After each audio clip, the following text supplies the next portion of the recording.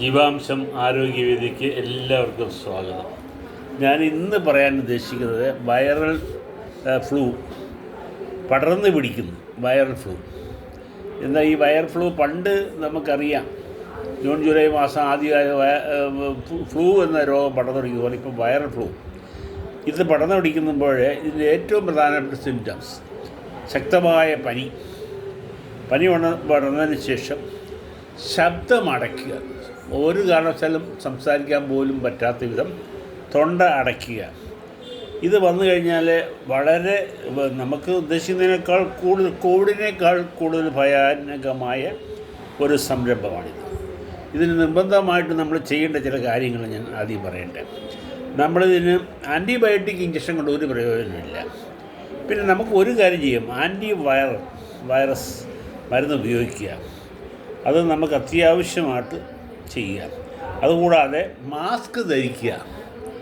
Mask നമ്മൾ നിർബന്ധമായിട്ടും ധരിച്ചിരിക്കണം. ഇത് വായുവിൽ കൂടെ പടർന്നു പിടിക്കുന്ന ഒരു രോഗമായതുകൊണ്ടാണ് മാസ്ക് ധരിക്കണമെന്ന് നമ്മൾ പറയുന്നത്. അതിന് കൂടുതലും നമ്മുടെ സാനിറ്റൈസേഷൻ എപ്പോഴും കൈ നമ്മൾ വൃത്തിയായിട്ട് സൂക്ഷിക്കുക. നമ്മുടെ മൂക്കിലും അവിടെയൊക്കെ തൊടുമ്പോഴാണ് ഇത് വീണ്ടും പടരാൻ സാധ്യതയുള്ളത്. ഇത് നമ്മൾ ഒരുപാട് ലോക്ക്ഡൗൺ വരെ ഉണ്ടാകാൻ സാധ്യതയുണ്ട് ഇത്തരത്തിലുള്ള രോഗം വരുമ്പോൾ. അത് നമ്മളെപ്പോഴും സൂക്ഷിക്കുക എന്നുള്ളതാണ്. അതിന് നമ്മൾ മറ്റുള്ളവരിൽ ഒരാൾക്ക് വന്നു കഴിഞ്ഞാൽ വീട്ടിലുള്ള എല്ലാവർക്കും ഇത് പടർന്നു പിടിക്കും. അത് നമ്മൾ തീർച്ചയായിട്ടും മാസ്ക് നമ്മൾ ഉപയോഗിക്കുക, സാനിറ്റൈസേഷൻ ഉപയോഗിക്കുക. ഒരു പ്രത്യേക റൂമിൽ നമ്മൾ കിടക്കുകയാണെങ്കിൽ അവിടെ മാത്രമേ കോൺസെൻട്രേറ്റ് ചെയ്യാവൂ.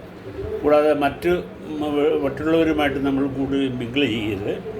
ഇത് പടർന്നു പിടിച്ചാൽ ഏകദേശം 7 ദിവസം വരെയാണ് ഇതിൻ്റെ ഇൻക്യുബേഷൻ പീരീഡ്.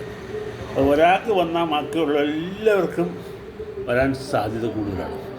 ഒരു കാര്യം നമുക്ക് ചെയ്യാം, ഫ്ലൂ വാക്സിൻ എടുക്കാം. നമുക്ക് ഒരിക്കൽ വരുന്ന രോഗമാണ് ഫ്ലൂ വാക്സിൻ. മറ്റുള്ളവർക്ക് ഫ്ലൂ വാക്സിൻ എടുത്ത് നമുക്ക് പ്രൊട്ടക്റ്റ് ചെയ്യാൻ ഇതിന് സാധിക്കും.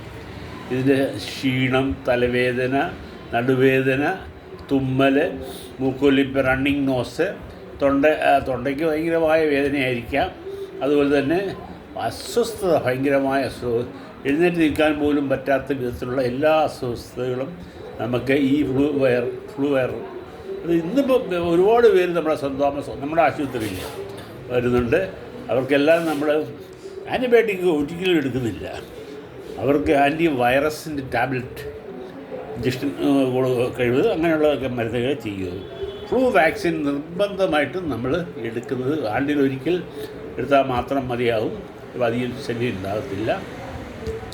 കൂടുതലായിട്ട് ഇത് കോംപ്ലിക്കേഷനായിട്ട് വന്നു കഴിഞ്ഞാൽ നമ്മുടെ ലങ്സിനെ ബാധിക്കുന്നു. ലങ്സ് ബാധിച്ചാൽ മാത്രം ചിലപ്പം ചില സമയങ്ങൾ സെറിബെല്ലത്തിലും ബാധിച്ച് മരണം വരെ ഉണ്ടാകാൻ സാധ്യതയുണ്ട്. തീർച്ചയായിട്ടും ഈ വൈറസ് നിസ്സാര കാരണമല്ല എന്നുകൂടി ഞാൻ മാത്രം പറഞ്ഞുകൊണ്ട് എൻ്റെ വാക്കുകൾ നിർത്തിയിട്ട് എല്ലാവർക്കും ഒരിക്കൽ കൂടി നന്ദി, നമസ്കാരം.